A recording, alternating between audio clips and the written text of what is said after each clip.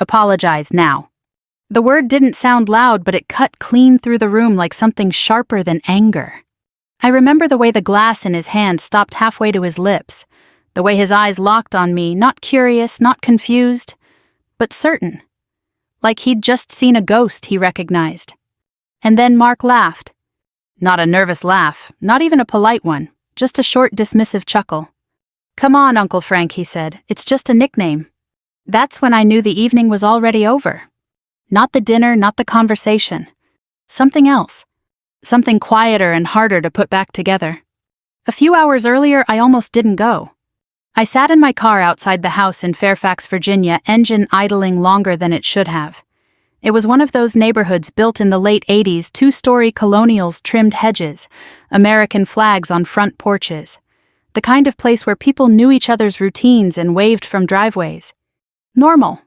That word had always felt like something I borrowed, not something I owned. I checked my reflection in the rearview mirror. Hair pulled back, light makeup. I'd had to relearn how to use a navy blouse that didn't quite feel like me. No uniform, no rank, no gear, just a woman going to a family dinner. I turned off the engine. Just dinner, I told myself. I'd handled worse. Inside the house smelled like roast chicken, garlic, and something sweet baking in the oven. Warm lighting, voices overlapping, silverware clinking, someone laughing too loudly in the kitchen. My sister-in-law Jenna spotted me first. "Evie, you made it." She crossed the room and hugged me before I had time to prepare for it. I stood there a second longer than most people would, then returned it. "Wouldn't miss it," I said. That part wasn't entirely true. But Jenna didn't need to know that. She pulled me into the living room, introducing me to people whose names I immediately forgot. Cousins, in-laws, neighbors who might as well be family. Faces blurred together, smiles, polite nods, quick glances that lingered just a second too long. People always looked twice. Not because they knew who I was. Because they didn't. And something about that made them curious. Mark was leaning against the doorway between the living room and dining area when I first saw him. My brother-in-law, Jenna's husband. He had that easy confidence some men wear like a second skin arms, crossed half-smile already in mid-conversation with someone about golf or investments, or something equally distant from my world. When Jenna introduced us, he gave me a once-over. Not rude, not exactly. Just measuring. "So you're Evie," he said. "Heard you're Navy." I nodded. Was. "Retired already?" he asked, eyebrows lifting. "You don't look that old." "I'm not." He chuckled like we were already sharing a joke. Must have been a desk job then. I didn't respond. Silence has a way of making people fill it. But Mark just shrugged and turned back to his conversation like he'd already figured me out. That was fine. Most people think they have. We sat down for dinner around 6. Long wooden table, white plates, cloth napkins folded just right. Someone had gone through the trouble of making it feel like an occasion. I took a seat near the middle, not at the head, not tucked away at the end. Neutral ground. Across from me sat an older man I hadn't met yet, late 70s, maybe early 80s, straight posture, clear eyes, hands steady even as he lifted his glass. He didn't say much at first. Just watched. Not in a suspicious way. In a familiar one. Conversation started easy. Weather, traffic, the wedding coming up that weekend. Stories about how Jenna and Mark met, retold for the benefit of the older relatives who liked hearing them again. I listened more than I spoke. That's what I've always done. Out there listening kept you alive. In here it just made people think you were shy. Halfway through the meal, the conversation shifted the way it always does. From general to personal. "So Evie," someone down the table said, "what exactly did you do in the Navy?" A simple question. I took a sip of water before answering. "Special operations." That usually ended it. Not because people understood, but because they didn't. And most folks over a certain age know when not to push. But Mark leaned forward, resting his elbows on the table. "Special operations, huh?" There it was again. That tone. Curious but edged. "What does that mean exactly?" he asked. "Various assignments," I said. He smiled. "Sounds classified." I gave a small shrug. Some of it is. A few people chuckled politely. Mark didn't. He tilted his head, studying me like a puzzle he wanted to solve. Then he said it.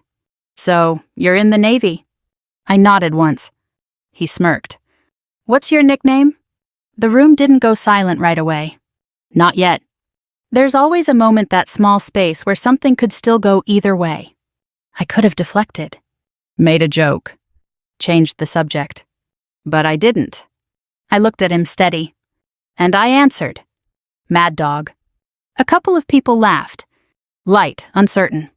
Like they thought I was playing along. Then I saw the man across from me. The older one. His glass stopped halfway to his mouth. His eyes didn't leave mine. And just like that, everything changed.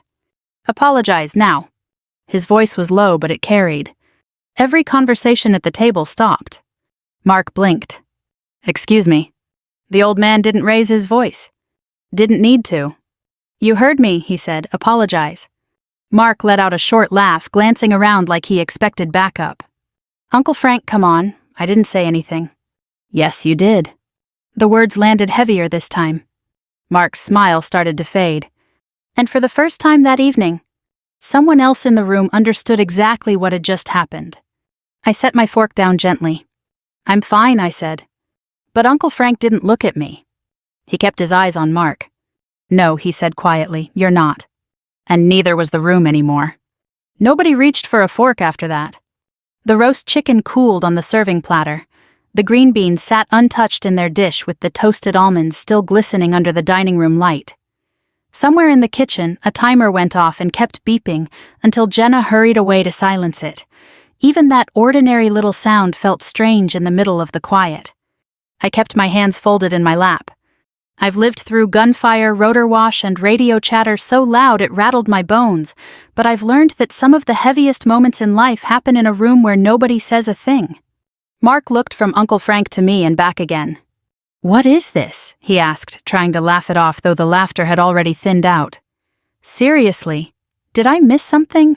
Uncle Frank finally set his glass down. Carefully, deliberately.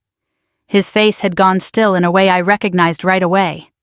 Men of his generation wore certain expressions only when memory had taken hold of them. You asked her that question like it was a joke, he said. Mark spread his hands. It was a question. It was a challenge, Frank replied. I could feel every eye at the table shifting between us. Jenna came back in from the kitchen, took one look around and stopped short. What happened? No one answered her for a second. Then Mark said, apparently I committed some kind of crime by asking your sister what her nickname is. Sister-in-law Jenna corrected automatically, then looked at me. Evie. I'm all right, I said. That was the truth, at least on the surface. I wasn't afraid. I wasn't angry. I was tired, maybe. Tired in that old, familiar way that had nothing to do with sleep. The thing about a nickname is that most people think it's a story they're entitled to hear. Something colorful, something entertaining. A little badge you wear so others can feel closer to danger without ever having to stand near it. But some names are really just receipts. Proof of what something cost. Frank drew in a breath and looked directly at me for the first time since he'd spoken. Did I hear you right? He asked. I nodded once. You did. He held my gaze for a beat longer than most people could. Then he leaned back in his chair and I saw it register in him all over again. Not excitement, not admiration. Recognition. The kind that doesn't make a person feel bigger. The kind that makes the room smaller. My mother used to say older Americans carry history differently. Not louder, just deeper. They know what it means when a name goes still in a room. Frank was that kind of man. Mark, on the other hand, had never had to learn stillness the hard way. He sat back with a little shrug and said, Okay, somebody help me out here because now I'm curious. That's part of your problem, Frank said. The words were plain, but they landed hard enough to make Jenna wince. Uncle Frank, she said gently, maybe let's all calm down. I am calm. And he was. That was the unsettling part.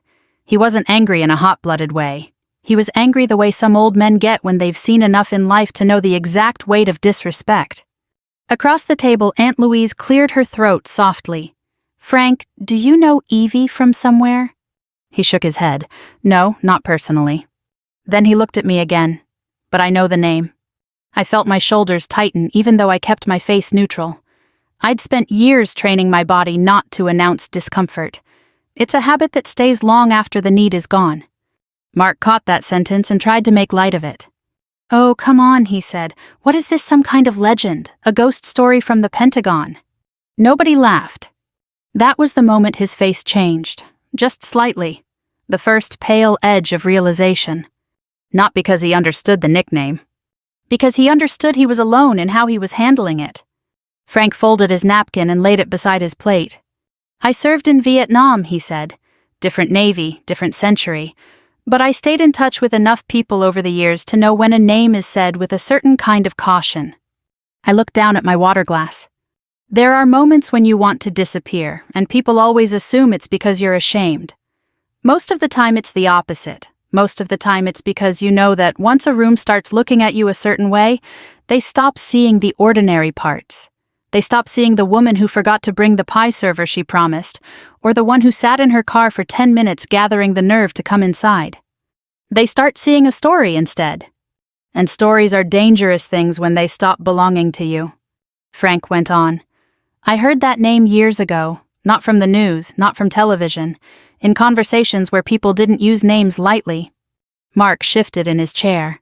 "You're making this sound ridiculous." "Am I?" Mark opened his mouth, then closed it. Jenna sat down slowly, not eating, not touching her wine. "Evie," she said softer now, "is this real, the nickname?" "Yes." Her brow furrowed. "Why never mention it?" I gave a tired smile. "Because this is dinner, Jenna, not a deposition." That got a few uneasy smiles around the table. Not laughter exactly, more relief that the world still contained normal rhythms. But Mark wasn't ready to let it settle. "So what, I'm supposed to apologize because she has some tough-sounding nickname from work?" I turned to him then, really turned enough that he had no choice but to meet my eyes. "You don't owe me awe," I said. "You owe people respect before you decide they're lying." That shut him up. Not because I raised my voice, I didn't. At my age and after the life I've lived, I've learned that a steady tone can shame a person more effectively than a shout ever could. Frank nodded once almost to himself. "That's right," he said. "And for what it's worth, son, some names aren't bragging. They're warning labels." The room went quiet again. Not frozen this time, just listening. Outside headlights moved across the front window as a neighbor pulled into a driveway. Somewhere upstairs a toilet flushed. Real life kept going, which somehow made the whole thing feel more grounded, not less. That's how these moments happen in America. Not on a battlefield, not in a movie. At a polished dining table in Northern Virginia beside a bowl of mashed potatoes and a half-finished basket of rolls. Mark looked at his plate for a while before speaking. "I wasn't trying to insult you," he muttered. "I believe that," I said. He looked up surprised. I continued, "But not trying and not doing are two different things." That seemed to reach him more than Frank's sharpness had. People over 60 know this well. Pride doesn't usually break all at once. It gives a little first, then a little more. Frank leaned back, his expression easing just a fraction. "You asked her to perform," he said. "That's what you did. And some people have paid too high a price to do that for the amusement of a dinner table." Nobody moved for several seconds. Then Aunt Louise reached for the green beans and quietly passed them to Jenna, as if mercy could start with something as simple as resuming a meal. It nearly worked. But Mark looked at Frank and asked the question that kept the whole thing from settling. "How do you know that name?" Frank's eyes came back to me. And I knew before he ever opened his mouth that the evening was about to go much deeper than I had wanted. Frank didn't answer right away. At his age, silence wasn't hesitation. It was judgment. He was deciding what belonged in that room and what didn't. That alone told me plenty about the man. Most people, once they think they know something unusual, hurry to show it. Frank was old enough to understand that information has weight. I saved him the trouble. "You don't have to explain it," I said. His eyes stayed on mine. Maybe not, but maybe I should. Mark gave a short exhale through his nose, not quite a laugh this time, more a sign that his patience was wearing thin. "This is unbelievable." "No," Frank said. "It's very believable, that's the problem." The room had shifted into one of those strange family moments where everyone feels trapped between politeness and truth. Jenna looked like she wanted to smooth everything over with dessert and a subject change. Aunt Louise kept folding and unfolding her napkin. Someone near the far end of the table took a sip of water just to have something to do with their hands. Frank rested his forearms on the table. I spent 30 years after Vietnam working around veterans organizations, military charities, and a few federal contractors, he said. You hear things, not gossip, just enough to know which stories carry weight. Mark frowned. So this is hearsay. Frank ignored that. Every now and then, a name came up. Never in detail, never in a way that invited questions. Just a shorthand among people who understood what it meant when a mission went bad and somebody still brought people home. My jaw tightened. I hated hearing it put that way. Not because it was wrong exactly, because it was incomplete. People like clean versions of ugly things, especially at a dinner table. Jenna looked at me almost apologetically. Evie, is any of that true? I kept my voice even, some of it. Mark caught on to that immediately, some of it. That means enough, Frank said. Mark leaned back in his chair and crossed his arms. It was the same posture he'd worn when I first came in, but it fit him differently now. Less confidence, more defense. I'm sorry, he said, though he didn't sound sorry yet. I just have a hard time with this. She comes to dinner, barely says 10 words, and suddenly everybody's acting like she's some kind of secret war hero. I looked straight at him. I didn't ask anybody to do that. No, he said, but you could clear it up. That was the first honest thing he'd said all night. He didn't want drama, he wanted certainty. People his age and younger often think certainty is their birthright. Folks over 60 usually know better. They've lived long enough to understand that sometimes the truth comes in jagged pieces and you either respect the edges or you get cut. Frank spoke before I did. You want her to satisfy your curiosity, he said. That's not the same thing as clearing it up. Mark's face reddened. I want to know if we're all being played. That landed harder than he meant it to. I could tell from the way Jenna closed her eyes for a second. I should have been angry. Maybe 10 years earlier I would have been. But anger takes energy, and by 35 I'd already spent too much of mine on things that mattered more. So I told him the truth. I'm not playing anything I said, and I'm not interested in convincing you. He looked at me as if that answer frustrated him even more than if I'd snapped back. Then why say it? He asked. Mad dog. Why not just brush it off? Because you asked. Frank gave the smallest nod, like that answer was exactly what he expected. Aunt Louise spoke up carefully. Frank, what did you hear exactly? He was quiet a moment, enough to remember the name. That's not an answer, Mark said. No, Frank replied, it's the answer you're getting. A younger cousin at the far end of the table, a boy in his 20s named Caleb, cleared his throat. Was it like from Afghanistan or something? I looked at him. He had that expression younger people sometimes wear around military stories, half respectful, half shaped by movies and headlines. He wasn't mocking, just unsteady in his understanding. Overseas, I said.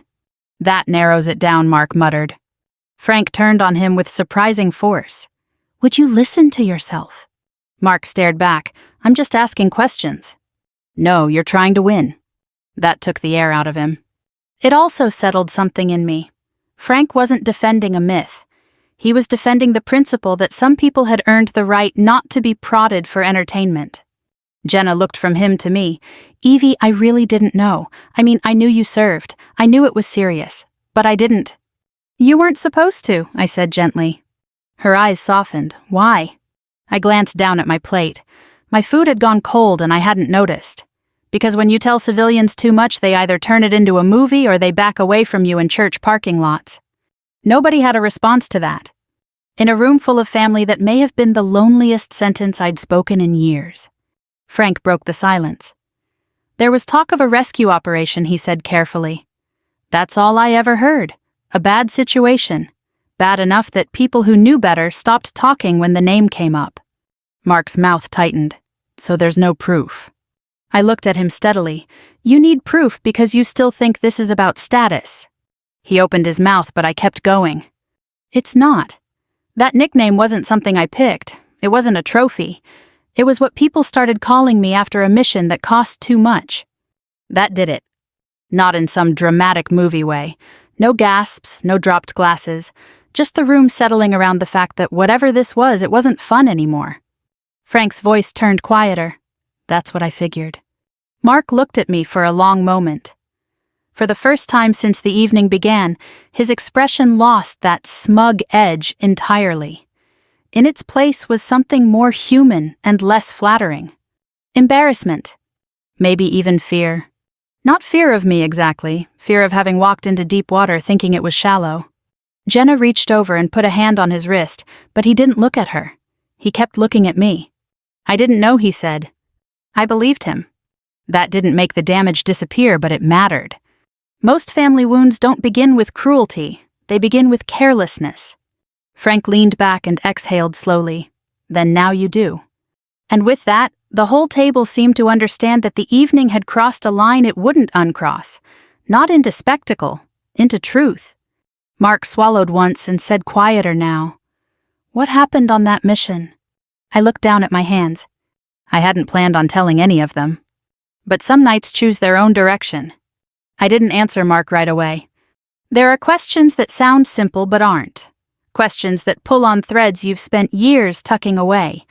You don't refuse them because you're hiding something. You hesitate because once you start, you can't decide how much of it comes out. And once it's out, it doesn't belong to you anymore. The room waited. I could feel it, not pressure exactly, but expectation. Even Frank, who understood more than the others, didn't stop it this time. He just watched, steady and quiet, like a man who knew that sometimes truth has to be spoken in its own time. I rested my hands flat on the table. It wasn't one moment, I said. It never is. Mark didn't interrupt. That alone told me something had shifted. It started like most operations do, I went on. Information came in, incomplete, time-sensitive. There were civilians involved, Americans, contractors, aid workers. Wrong place at the wrong time. Caleb leaned forward slightly, but he didn't speak. We were told it was a recovery mission, I said. In and out, fast, controlled. I let out a quiet breath. That's what it was supposed to be. Jenna's fingers tightened around her napkin. What happened? She asked softly. I looked at her, not Mark this time. We got there, I said, and it wasn't what we were told. That sentence hung in the air longer than I expected. Frank gave a small knowing nod. The layout was wrong, I continued. The number of people inside was wrong. The level of resistance wrong. You plan for variables, but there's a difference between variables and being set up for something you weren't prepared to handle. Mark swallowed, eyes fixed on me now. Was it an ambush, he asked. Not exactly, I said, but close enough that it didn't matter. I could feel the memory pulling sharper now. Sounds, heat, the way time stretches and collapses at the same moment. We went in anyway, I said. Because that's the job. You don't get to stand outside and argue with bad intel while people are waiting inside. Nobody moved. We made contact, I said. Fast, loud, confusing. You don't see things clearly in those moments. You see shapes, movement. You hear voices, but they don't always make sense.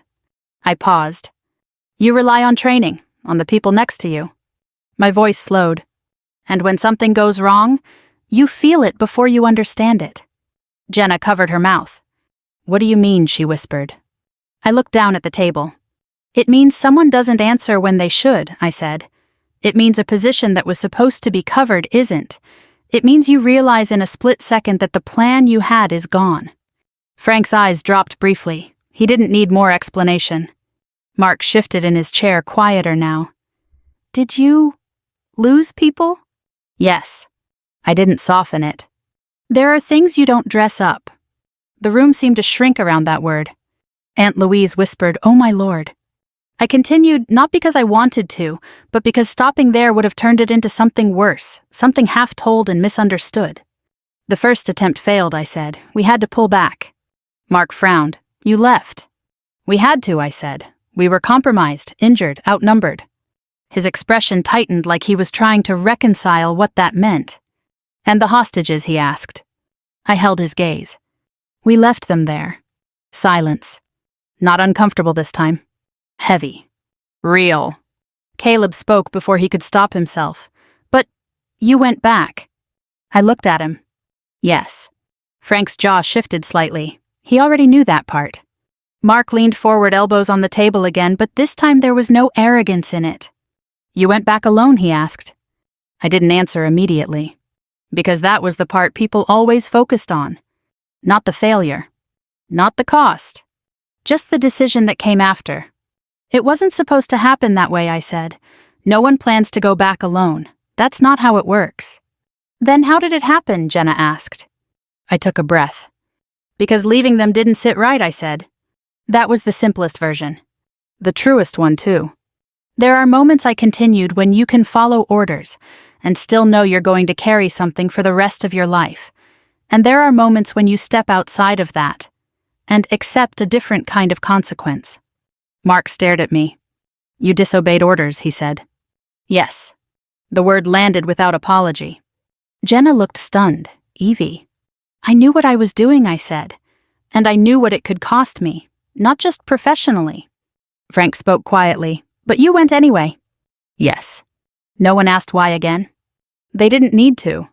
I leaned back slightly in my chair. It wasn't heroic, I said. It wasn't clean.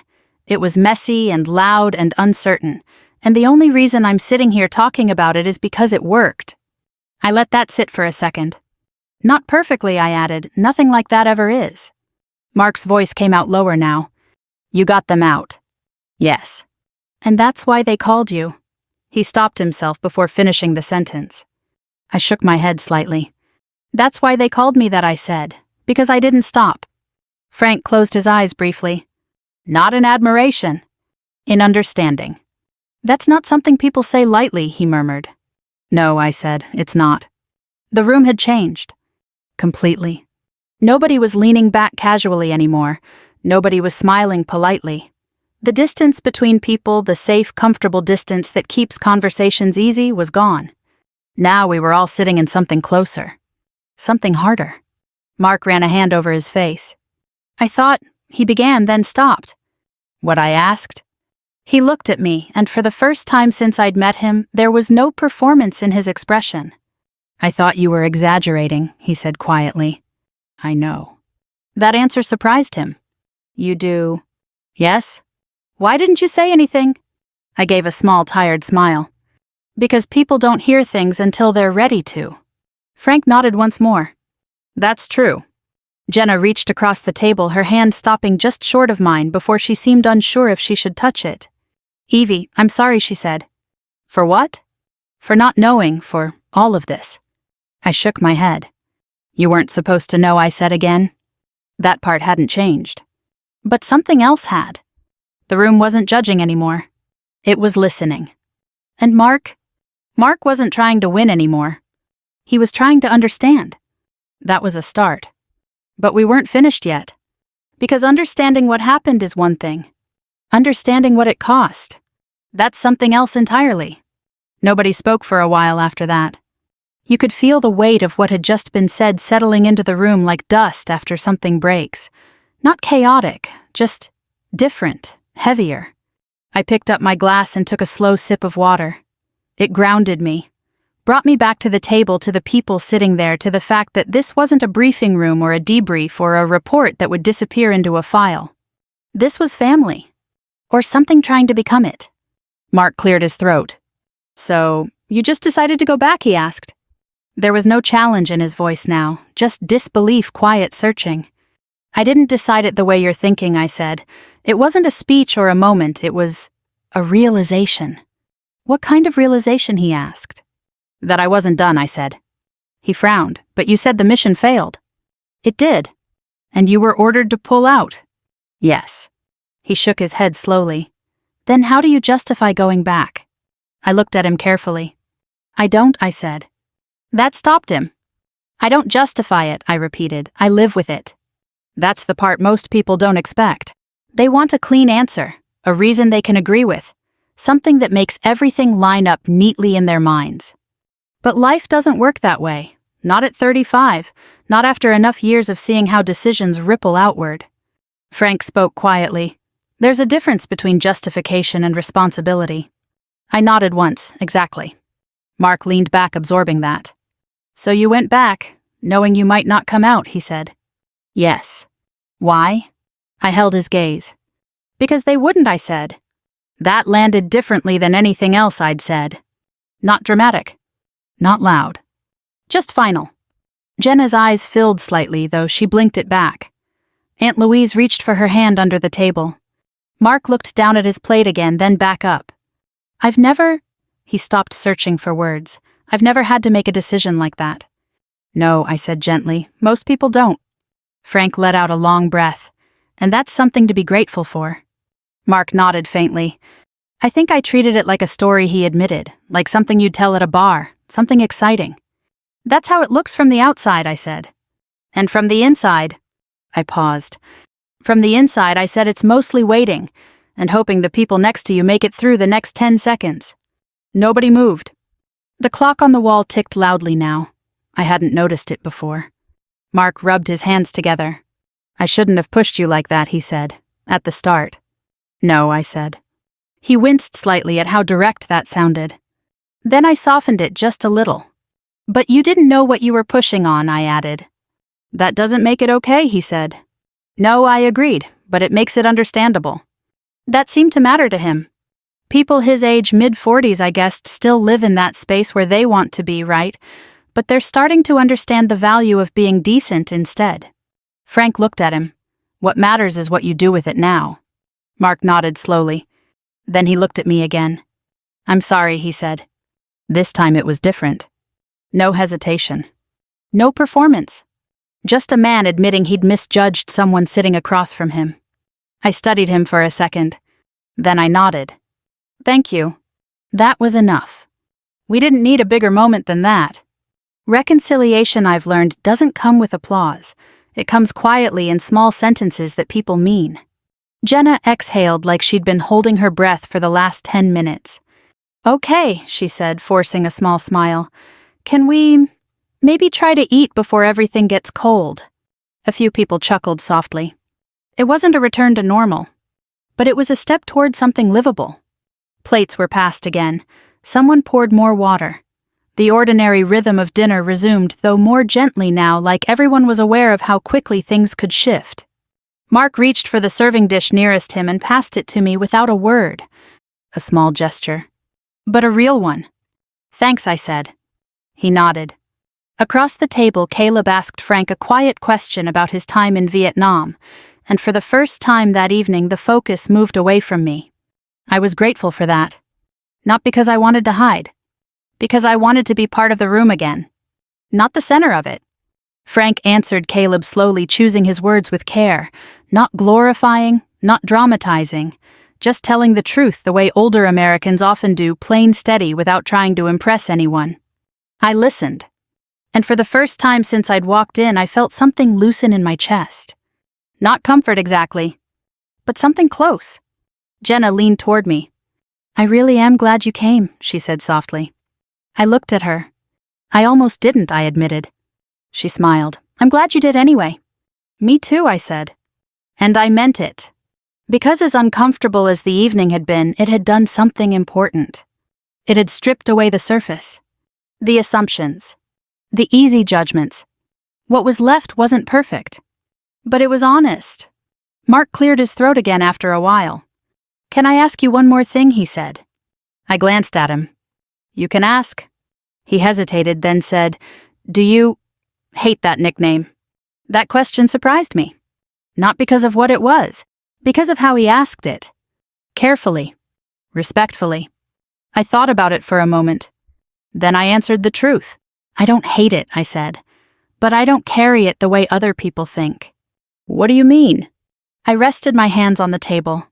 It reminds me of what didn't go right, I said. Not just what did. Frank nodded almost to himself.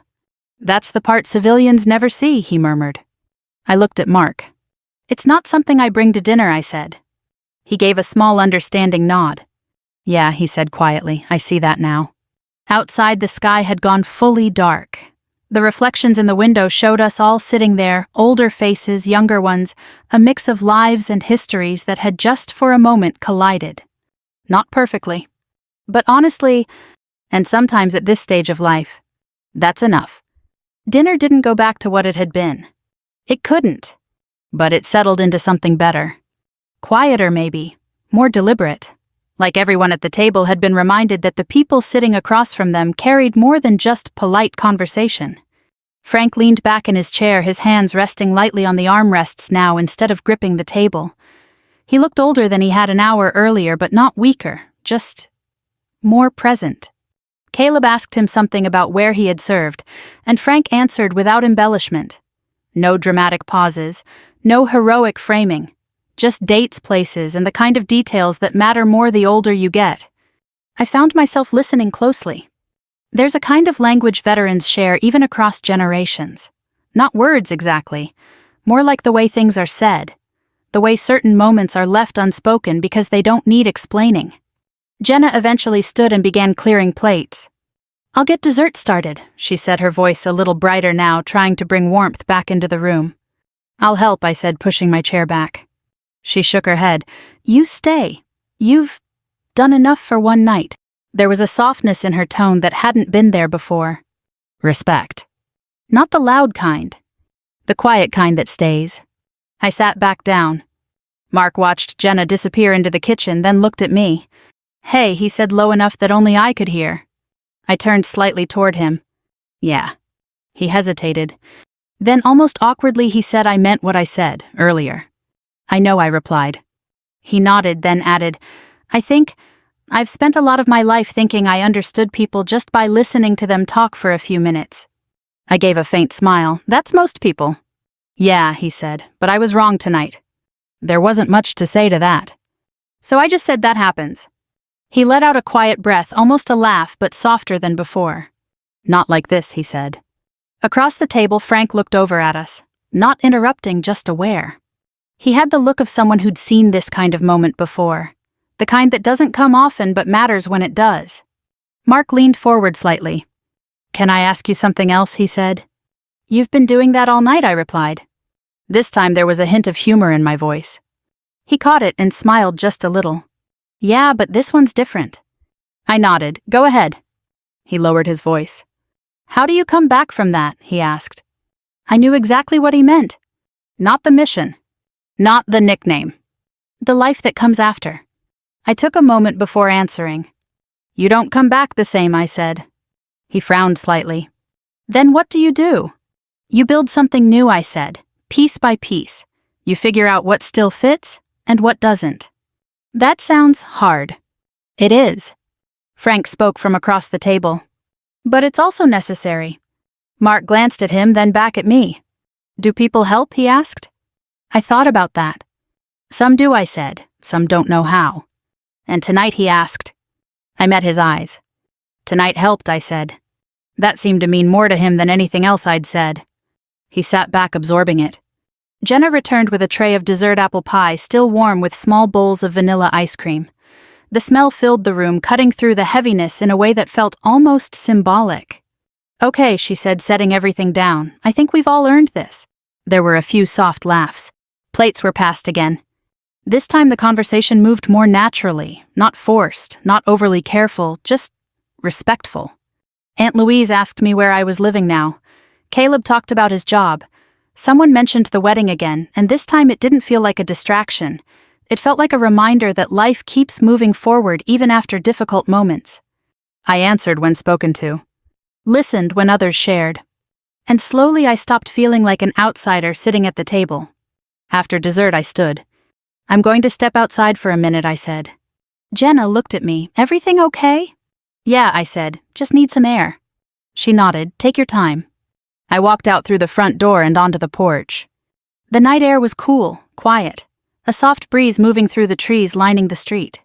For a moment I just stood there. No voices, no questions.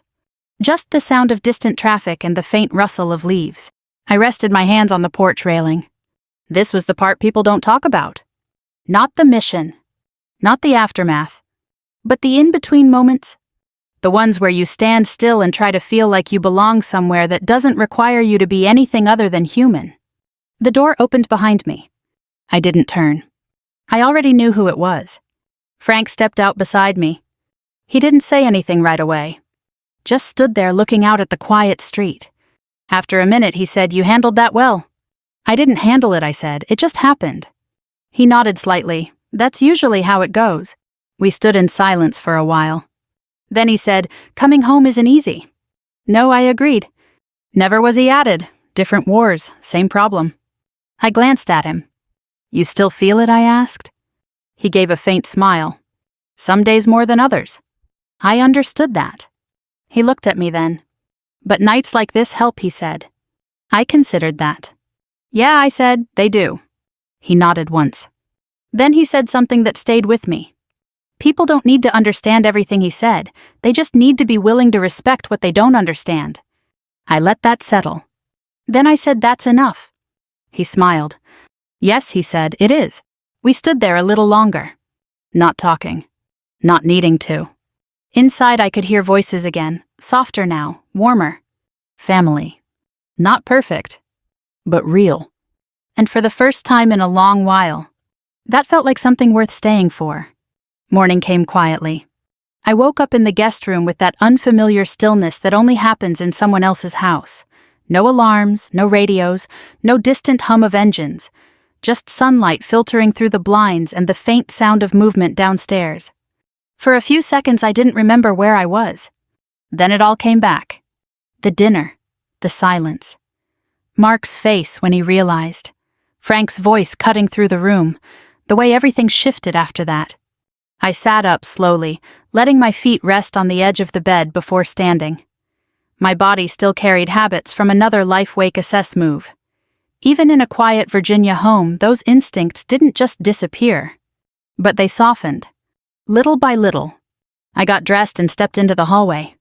The house already smelled like coffee. That helped. Downstairs, Jenna was in the kitchen, standing by the stove with a mug in her hand. She turned when she saw me. Good morning, she said, smiling. Morning.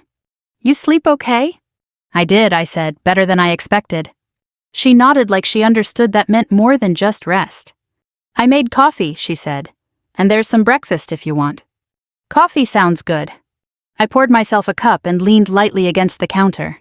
For a moment we just stood there sharing the quiet. Then she said, last night. I looked at her. I'm really glad you stayed, she finished. So am I. She hesitated. I hope it didn't feel like we were putting you on display. It didn't, I said. That wasn't entirely true at first, but by the end it had changed. I think we all learned something, she added. I gave a small nod. Yeah. Mark walked in then slower than usual, like he'd been thinking before coming downstairs. He looked at me, then at Jenna, then back at me. Morning, he said. Morning? He stepped over to the coffee pot, poured himself a cup, then stood there for a second longer than necessary. Finally he turned. I've been thinking about what you said, he told me. Which part? All of it, he said, but mostly the part about not bringing that nickname to dinner. I held his gaze. That one tends to stick with people. He nodded. Yeah, it should. There was a pause. Then he said, I talked to Uncle Frank this morning. That didn't surprise me. And I asked. He told me I was lucky. I raised an eyebrow slightly. Lucky. Lucky I learned that lesson at a dinner table, he said. And not somewhere it would have cost me more. Frank would say something like that. Sounds about right, I said. Mark let out a small breath.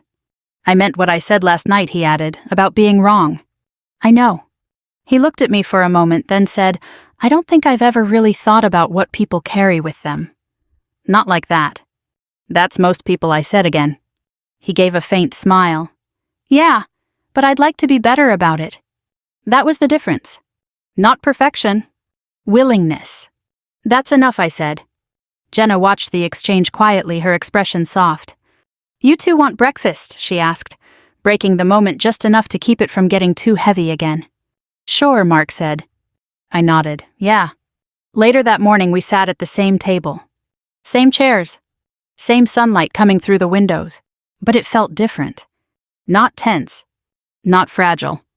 Just settled. Conversation came easier. Not forced, not careful, just real. Mark asked me about where I planned to go next, and this time it wasn't curiosity trying to prove something. It was interest. I told him I was considering staying in Virginia for a while, maybe working with a veterans support group, maybe something quieter. That sounds like you, Jenna said. I smiled faintly. I think it might be. Frank joined us halfway through breakfast, moving a little slower than the night before, but steady as ever. He took his seat, looked around the table, and gave a small nod. Better morning, he said. Yes, sir, Mark replied. Frank looked at him for a second, then smiled just slightly. "Good," he said. That was all. But it carried weight. By late morning, it was time for me to go. I stood near the front door, my bag in hand. Jenna hugged me again. This time I returned it without hesitation. "Come back for the wedding," she said. "I will." Mark stepped forward next. He hesitated for half a second, then held out his hand. I took it. "Drive safe," he said. "I will." Then after a brief pause he added, "And thank you." "For what?" "For not shutting me out," he said. I nodded once. "You gave me a reason not to." That seemed to stay with him. Frank walked me to the door. As I stepped outside, he said, "You did more than you think last night." I looked at him. "I just told the truth," I said. "That's usually enough," he replied. Then he added, "Take care of yourself." "I will." I got into my car and sat there for a moment, just like the night before. Same seat. Same steering wheel. But not the same feeling. The house behind me wasn't just a place I'd passed through anymore. It was somewhere I could come back to. I started the engine. As I pulled away, I glanced once in the rearview mirror. Mark and Jenna stood in the doorway, Frank just behind them. 3 different generations. 3 different lives. All changed just a little by one dinner. I don't think about the nickname much anymore. Mad Dog was never something I carried with pride. It was something I carried because I had to. But that night reminded me of something important.